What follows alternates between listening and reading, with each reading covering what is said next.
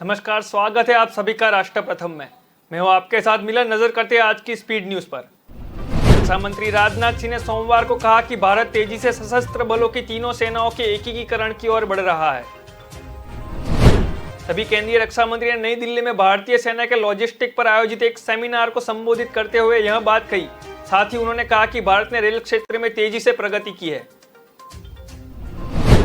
पिछले 7 सालों में 9000 किमी से अधिक लाइनों को दुगुना कर दिया गया है। उन्होंने कहा कि 2014 से पहले की 5 सालों में यह आंकड़ा केवल 1900 किलोमीटर था। राजनाथ सिंह ने कहा कि हम तेजी से तीनों सेवाओं के एकीकरण की ओर बढ़ रहे हैं। साथ ही कहा कि हमारा प्रयास सामान्य लॉजिस्टिक नोड्स का है ताकि एक सेवा के संशोधन को अन्य सेवाओं के लिए मूल रूप से उपलब्ध किया जाए। दिल्ली छावनी के मनोकसो सेंटर में आयोजित कार्यक्रम में उन्होंने कहा कि लॉजिस्टिक उन क्षेत्रों में से है जिन्हें एकीकरण से सबसे ज्यादा फायदा होगा। कांग्रेस के पूर्व अध्यक्ष राहुल गांधी भारत जोड़ो यात्रा निकाल रहे हैं। भारत जोड़ो यात्रा के दौरान कांग्रेस ने आरएसएस को लेकर एक ऐसा ट्वीट किया है जिस पर विवाद हो गया है। दरअसल कांग्रेस ने अपने आधिकारिक ट्वीट अकाउंट से आरएसएस को ड्रेस की एक फोटो शेयर करते हुए इस ड्रेस को आग लगा दी गई है। कांग्रेस ने ट्वीट किया है कि देश को नफरत के माहौल से मुक्त करने और आरएसएस भाजपा द्वारा किए जाने वाले नुकसान की भरपाई को पूरा करने के लिए हम कदम आगे बढ़ा रहे हैं। कांग्रेस के इस ट्वीट पर विवाद शुरू हो गया है। भाजपा के राष्ट्रीय प्रवक्ता संदीप पात्रा ने इस मुद्दे पर प्रेस वार्ता की थी। उन्होंने कांग्रेस से अपने ट्वीट को तुरंत डिलीट करने की मांग की थी। पात्रा ने कहा कि सिखों के 1984 के नरसंहार के दौरान पंजाब जला था। सिखों को मौत के घाट उतारा गया था। संबित पात्रा ने कहा कि इस फोटो को ट्वीट कर राहुल गांधी, क्या आप देश में हिंसा चाहते हैं? लोग इस एक दूसरे को आग लगा दे, आप क्या चाहते हो? लोग ऐसा लोगों को आग लगा दे दो तो आरएसएस और भाजपा की विचारधारा को मानते हो आप? सऊदी अरब की यात्रा पर चल रहे विदेश मंत्री एस जयशंकर ने कहा है कि भारत संयुक्त राष्ट्र सुरक्षा परिषद का स्थायी सदस्य होने का प्रबल दावेदार है। उन्होंने इसके पीछे की कई वजह बताई है। उन्होंने कहा कि भारत अंतर्राष्ट्रीय सुरक्षा बनाए रखने के अपने उद्देश्य को पूरा करने में हमेशा अग्रसर रहा है। साथ ही वैश्विक परिस्थितियों को अनुकूलन भी कदम उठा रहा है। उन्होंने कहा कि सबसे बड़े लोकतंत्र, 5वीं सबसे बड़ी अर्थव्यवस्था, परमाणु ऊर्जा, तकनीकी केंद्र और वैश्विक जुड़ाव की परंपरा के रूप में भारत के पास सुरक्षा परिषद का स्थायी सदस्य होने का एक शक्तिशाली मामला है। उन्होंने एक साक्षात्कार में सऊदी गटर अखबार को बताया कि परिषद को न केवल अंतर्राष्ट्रीय सुरक्षा बनाए रखने के अपने उद्देश्य को पूरा करने के लिए बल्कि प्रासंगिक बने रहने के लिए विकसित वैश्विक परिस्थितियों के अनुकूल होना चाहिए। बता दें कि एस जयशंकर ने कल रियाद में प्रवासी भारतीयों को भी संबोधित किया था। इस दौरान जयशंकर ने कहा था कि यूक्रेन संकट की वजह से दुनिया भर में तेल की कीमतें बढ़ी हुई है और परिणाम स्वरूप मुद्रास्फीति बढ़ी हुई है, लेकिन इन सबसे बावजूद भी भारतीय अर्थव्यवस्था तेजी से आगे बढ़ रही है। जयशंकर ने इस बात पर प्रकाश डाला कि भारत ने अपनी अर्थव्यवस्था को विकसित करने और उच्च आय वाला देश बनाने का दिशा में शक्तिशाली प्रयास किया है। उन्होंने कहा कि भारत उन तरीकों के बारे में सोचता है जिसकी वह अपने क्रेडिट, बैंकिंग, शिक्षा और श्रम नीतियों को बदल सकता है। जयपुर शहर भाजपा की ओर से जयपुर के 4 दीवारी में बड़ा प्रदर्शन किया गया है। उनके दौरान खराब सड़कें और सफाई व्यवस्था ठीक करवाने की मांग को लेकर किए प्रदर्शन के दौरान कार्यकर्ताओं ने मुख्यमंत्री अशोक गहलोत का पुतला भी जलाया था। इसके बाद जब वे नगर निगम हेरिटेज मुख्यालय की बिल्डिंग में प्रवेश करने लगे तो उनकी पुलिस और होमगार्ड के जवानों से झड़प हो गई थी। जबकि जयपुर शहर में बड़ी चौपट पर एकजुट हुए भाजपा के पदाधिकारी और कार्यकर्ताओं ने सबसे पहले सरकार के खिलाफ नारेबाजी की और बाद में मुख्यमंत्री गहलोत का पुतला जलाया था। हवा महल के पीछे वाले गेट पर कार्यकर्ताओं को पुलिस के जवानों ने मुख्य गेट बंद करने के बाद रोक दिया गया था। यहाँ कार्यकर्ताओं और जवानों के बीच भी झपट हुई थी। आम आदमी पार्टी के राष्ट्रीय समन्वय और दिल्ली के मुख्यमंत्री अरविंद केजरीवाल ने आज वैष्णो देवी सर्कल के पास रिक्शा चालकों से बातचीत की। अरविंद केजरीवाल ने रिक्शा चालकों से बातचीत करते हुए कहा कि आज मैं कहना चाहता हूं कि बीजेपी ने पूरे देश को डरा रखा है। मैं सोशल मीडिया के माध्यम से गुजरात, पंजाब और सभी राज्यों के रिक्शा वालों के घर रात के खाने के लिए गया और यह वीडियो वायरल भी हुआ। क्या आप आज तक किसी बीजेपी मुख्यमंत्री के घर गए हैं? हम आपके हैं। मुझे दिल्ली के रिक्शा चालकों से भी प्यार है। कोरोना के चलते इस लॉकडाउन के दौरान हमने दिल्ली में रिक्शा चालकों वालों को 2-2 हजार रुपए और 5,000 रुपए दिए थे।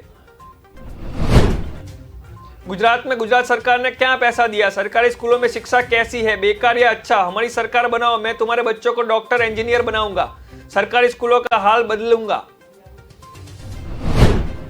बीजेपी का कहना है कि अगर हम मुफ्त शिक्षा नहीं देंगे तो हम सरकारी स्कूलों में अच्छी शिक्षा नहीं देंगे, इसीलिए इन लोगों को वोट देने की जरूरत नहीं है। हमें वोट दे किसी तरह के हिंदू लोग हैं या लोग, हिंदू धर्म में बीमारियों का इलाज करना एक नेक काम है। बेंगलुरु में पिछले दिनों तेज बारिश के कारण बाढ़ के हालात बढ़ गए थे। शहर की सड़कें पानी में डूबी हुई थी, ऐसे में उन पर नाव भी देखने को मिल रही थी। लेकिन इस बीच बेंगलुरु साउथ से बीजेपी सांसद तेजस्वी सूर्या का एक वीडियो वायरल हुआ था। इस वीडियो में वहां शहर की एक दुकान पर डोसा खाते हुए दिखाई दिए। हालांकि यह पुष्ट नहीं है कि यह वीडियो कब का है, लेकिन इस पर कांग्रेस ने उन पर निशान साधा। इसके साथ ही सोशल मीडिया पर भी लोग उनकी आलोचना कर रहे थे। दरअसल 40 सेकंड का यह वीडियो सार्वजनिक हुआ है, जिसमें बीजेपी के युवा मोर्चा के राष्ट्रीय अध्यक्ष सूर्या पद्मनाभ नगर में एक होटल में बैठकर बटर मसाला डोसा खाते हुए दिखे थे। इस पर एक कांग्रेस वर्कर्स ने ट्वीट करते हुए लिखा था कि तेजस्वी सूर्या की उनके कर्तव्य के प्रति गैर जिम्मेदारी का विरोध करते हैं।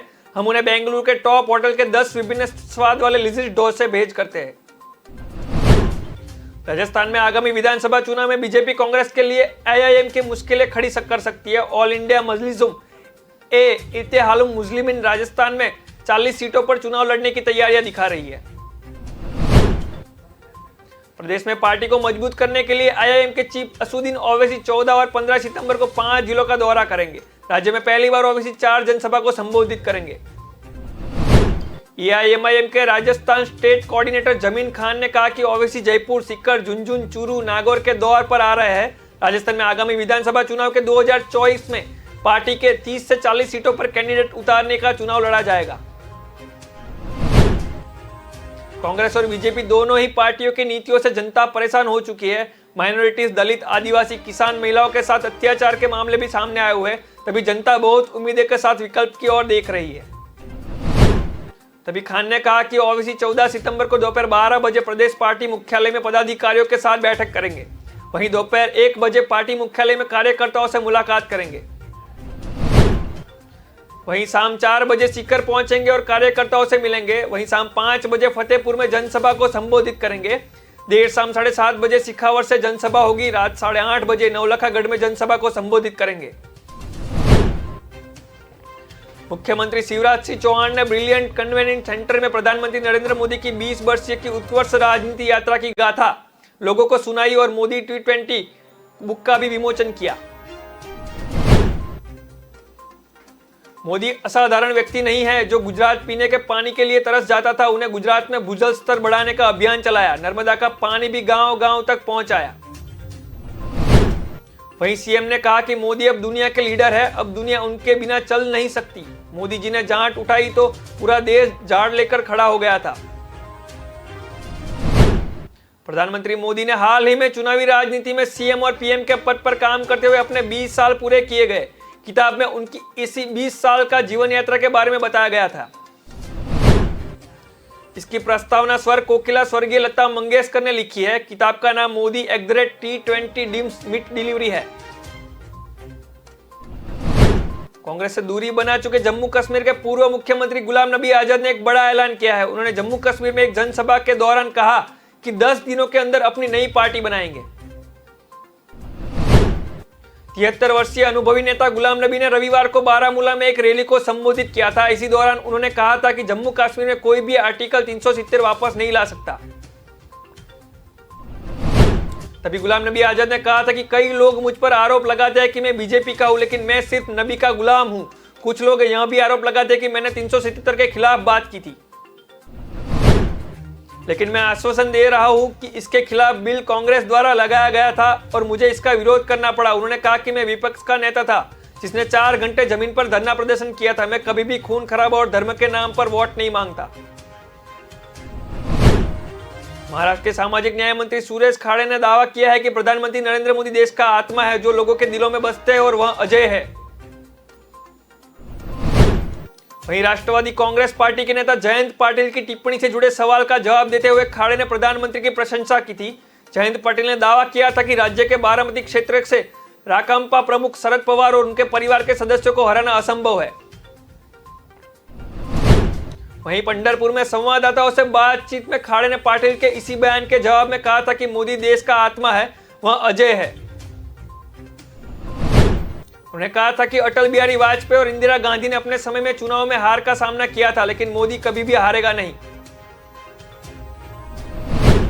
उन्होंने आगे यहां तक कहा था कि भाजपा के वरिष्ठ नेता लालकृष्ण आडवाणी भी चुनाव हार गए हैं, लेकिन तथ्य रूप से यह सही नहीं है, क्योंकि आडवाणी ने 1977 और 2014 के बीच हर लोकसभा चुनाव में जीत हासिल की है।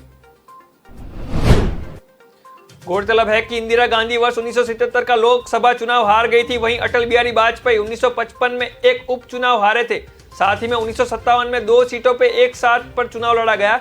इसके बाद वे फिर से 1962 और 1984 में विधानसभा चुनाव जीते थे। प्रधानमंत्री नरेंद्र मोदी ने आज यूपी के ग्रेटर नोएडा में विश्व डेयरी समिति का उद्घाटन किया। इस मौके पर यूपी सीएम योगी आदित्यनाथ भी मौजूद रहे।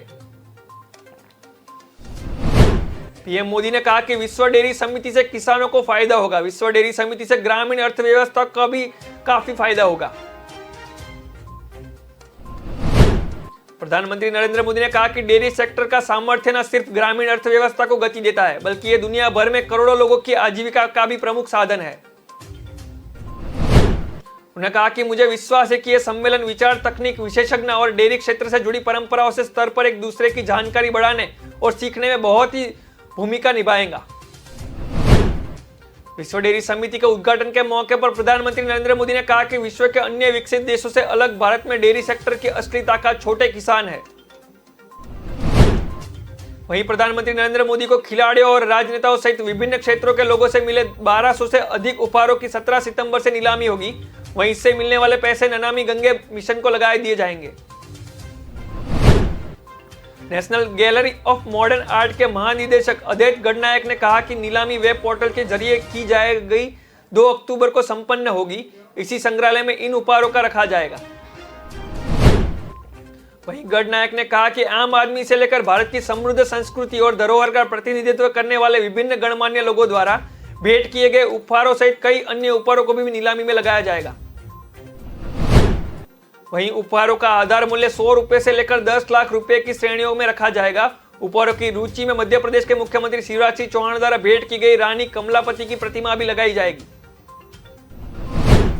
इनमें राष्ट्रवादी कांग्रेस पार्टी के नेता अजित पवार द्वारा भेंट की गई देवी महालक्ष्मी की मूर्ति और आंध्र प्रदेश के मुख्यमंत्री जगनमोहन रेड्डी द्वारा भेंट की गई भगवान वेंकटेश्वर की भी कलाकृत मूर्ति लगाई जाएगी। प्रधानमंत्री मोदी को मिले उपहारों की नीलामी का यह चौथा संक्रमण है। संग्रहालय की निदेशक तेमू सुनान जमीन ने कहा कि पदक विजेता खिलाड़ियों के हस्ताक्षर वाली टी शर्ट और मुक्केबाजी के दस्ताने और भाला आदि खेल की वस्तुओं का भी एक विशेष संग्रहालय बनेगा। बता दें कि आगामी 17 सितंबर को प्रधानमंत्री नरेंद्र मोदी का जन्मदिन है। इस मौके पर पीएम मोदी नामीबिया से लाए गए 8 चीतों को कूना नेशनल पार्क में छोड़ देंगे। इसके मद्देनजर कूना नेशनल पार्क में युद्ध स्तर पर तैयारियां चल रही है। इसी के तहत रविवार को केंद्रीय वन, पर्यावरण और जलवायु परिवहन मंत्री भूपेंद्र यादव ने कूनो नेशनल पार्क में चल रही तैयारियों का जायजा किया था।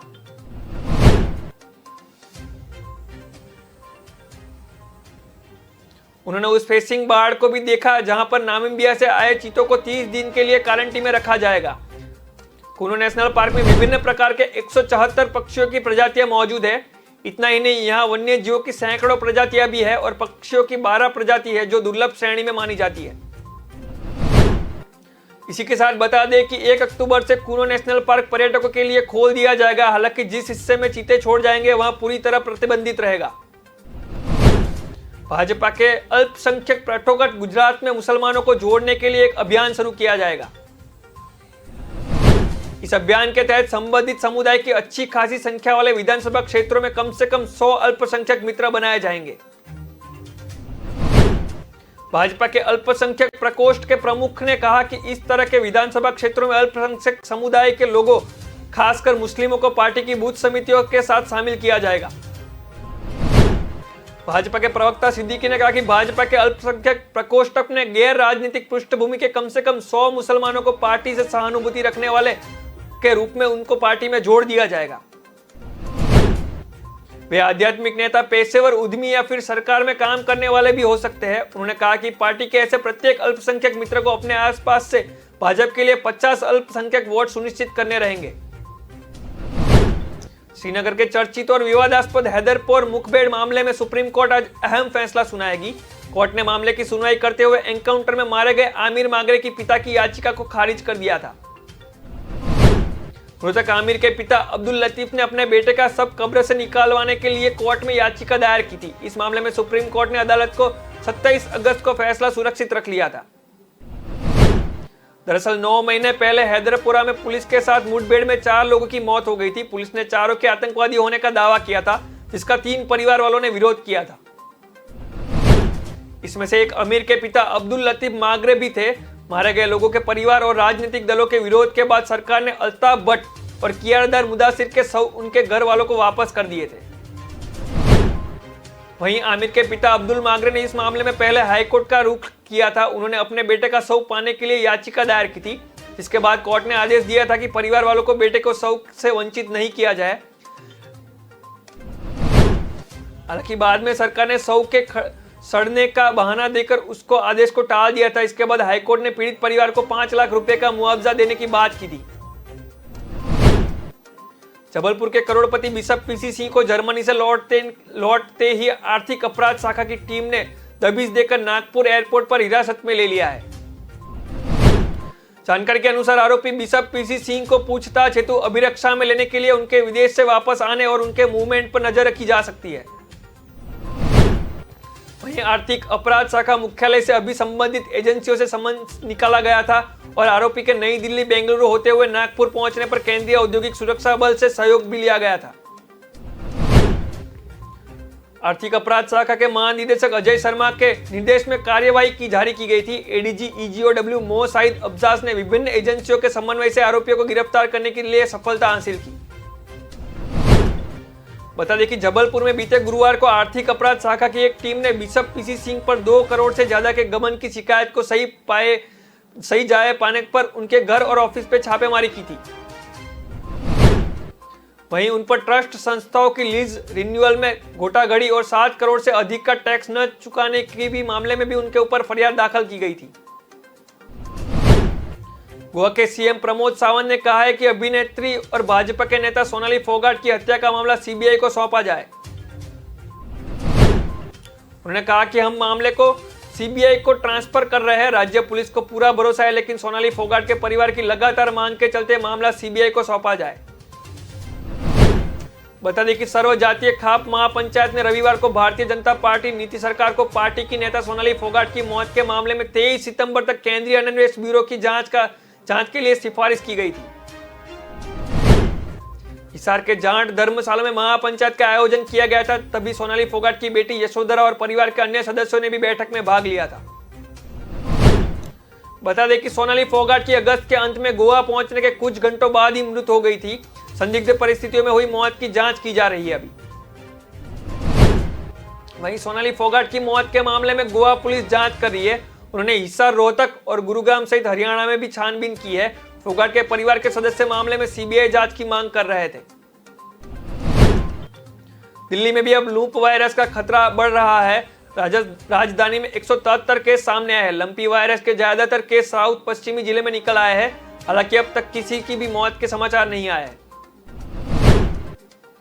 इन मामलों को लेकर दिल्ली सरकार के अधिकारी कहा कि पहले मामले का पता लगभग 8 से 10 दिन पहले चला था। दिल्ली सरकार रिंग टीकाकरण रणनीति अपना रही है, जिसके बाद 5 किमी के दायरे में स्वस्थ मवेशियों को टीका किया जाएगा।